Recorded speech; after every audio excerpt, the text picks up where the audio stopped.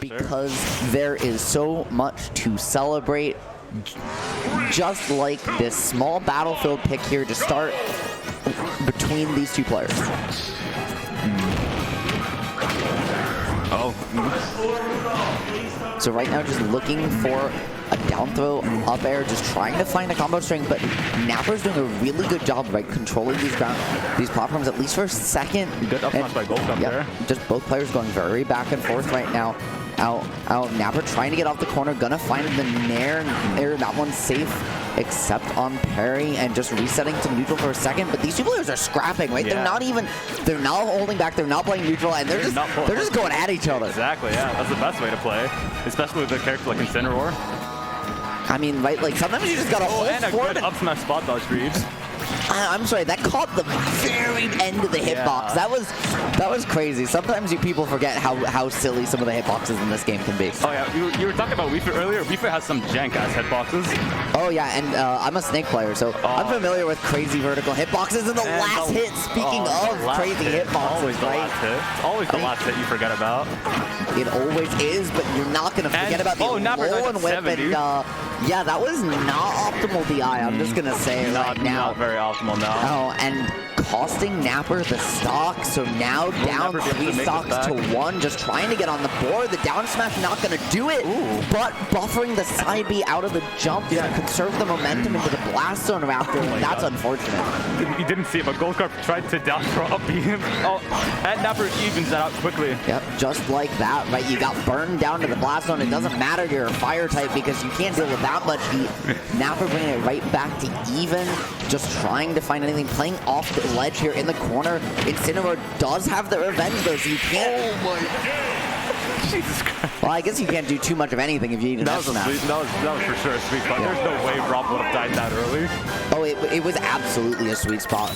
And it was great spacing from GoldKarp. Just very ready for it, slight delay. Yeah. But also, it was a really strange choice, I think, by Napper to go to ledge. Yeah. Because you're playing off ledge because, yeah, you have laser, yeah, you have gyro. You're like, oh, Incineroar wants to rush me down and he's slow, but guess what? He has revenge. Yeah, he's that's just like gonna the one way he can just even it out. And he's just going to get revenge stacks. And guess what?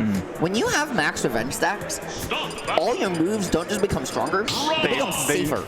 Safer? Yeah. Fun fact, if you have a max revenge stack, Incineroar has 2 shield breaks from full shield that are combos because his moves become positive enough on hit. What the hell? Okay, I knew they became stronger, but I didn't know they became safer. They become safer on shield as well, so wow. Oh, you really are putting yourself into checkmate and opting now to go here to the small battle or Smashville pick. Opting for a little bit less space, doesn't really want to let GoldKarp get away, but this is Incineroar's best stage. Really? So honestly, yeah, I would think Napper would want to go to a bigger stage just to camp him out more. Yeah, but again, right, maybe part of that was the consideration we were just talking about with, right, that revenge. You don't want to give him too much space. But yeah, no, Incineroar's 2 best stages are Smashville and Town. You know, he may not be from Animal Crossing, but he's enough of an animal that Tom Neck's going to give him a home at this point. I like to think of him as king of the ring more than an animal. Yeah, I mean, but no rings here, just some spectator lines to keep you out. And now with the revenge online, the back air, they're just going to call out that Alolan was not going to find too much, avoiding the Z-drop. Good route back to stage, but Napper ready with the grab, and this could be the first stock, but not getting caught by the DI mix. Very good DI by GoldKarp there. Yeah, it's so hard to be ready for that move, right? The fact that you can hit side to side, cross them up. And Napper takes the first stock. Yeah, not having your jump as Incineroar is a death sentence. We're seeing it now, the double toss coming out, but gonna drop it just before the last repetition.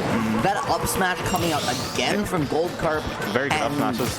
Yeah, and I mean, like, that's really been, it feels like their MVP so far in this set has been, they've landed 2 of those, and you don't really see that very often, right? You don't really see Incineroar, those smash attacks don't have the greatest frame data, so GoldKarp's really just been calling that route on this. Yeah.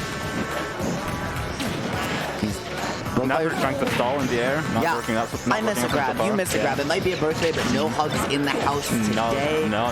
Hey, Napper again going to get caught by another F smash. That's 4 smash attacks for Incineroar.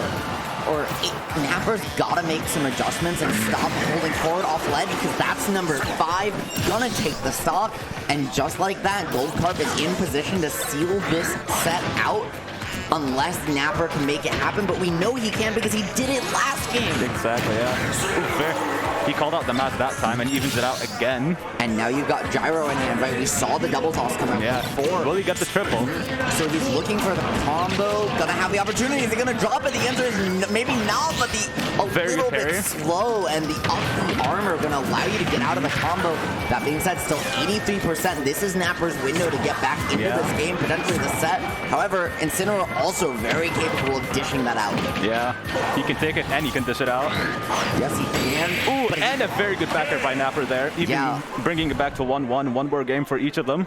These back airs actually from Napper have been the highlight of his gameplay to me. Right, like he has done such a good job at mixing up the timings, mixing up his spacings, calling out GoldKarp on every little aggressive option, but also calling out by using the disjoint on it, something that Rob doesn't really have a ton of, to punish up some of these Alolan webs and really force GoldKarp to go away from it more than he maybe otherwise would have.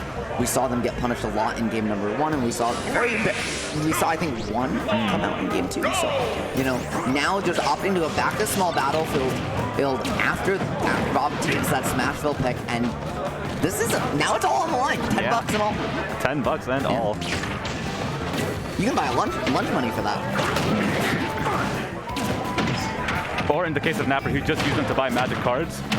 True! That's probably what I would do. Yeah. I'm gonna be honest. You know, especially Phyrexia coming out. Oh yeah, I hear he's a very big Magic fan. And very good up B by GoldKarp there to escape the combo. Yeah, and I honestly, GoldKarp's recovery routes at a disadvantage have been so strong. Now just holding this position, but the double jump gonna cost him in his advantage state and possibly the stock. He's caught on the platform, gonna find the drop through back air, so gonna be able to find a way out of that situation relatively unpunished, but getting called out on the jump by Napper's F smash. Rob Laser's so active, gonna hold so much space here. Yeah. Just looking, both players trying to find an opening. It's gonna be the Darkest Lariat making it happen. Now caught at the corner. Napper trying to find a way out. Rob Nair's gonna be the key to the city, but a forward air from GoldKarp gonna answer right back, not allow you to get too much stage control. And now this is Incineroar off stage versus Rob. A scary situation indeed. He lives those. He lives those. Not just gonna be the stock yet here, Raptor, but I mean, if you're GoldKarp, you're scared unless Napper gets anti, but immediately the grab and see ya. So far, very good, looking very good for Napper, but GoldKarp takes his first stock. Yeah, and getting the revenge. Yeah, finally, right, calling it out on one of those up. Here's a second revenge stack now. This could be huge.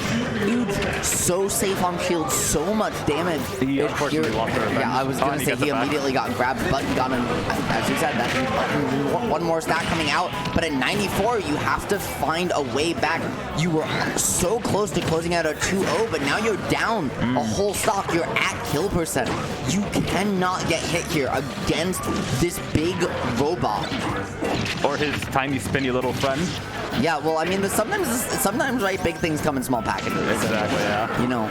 Ooh, very good play by... Speaking of good plays, right?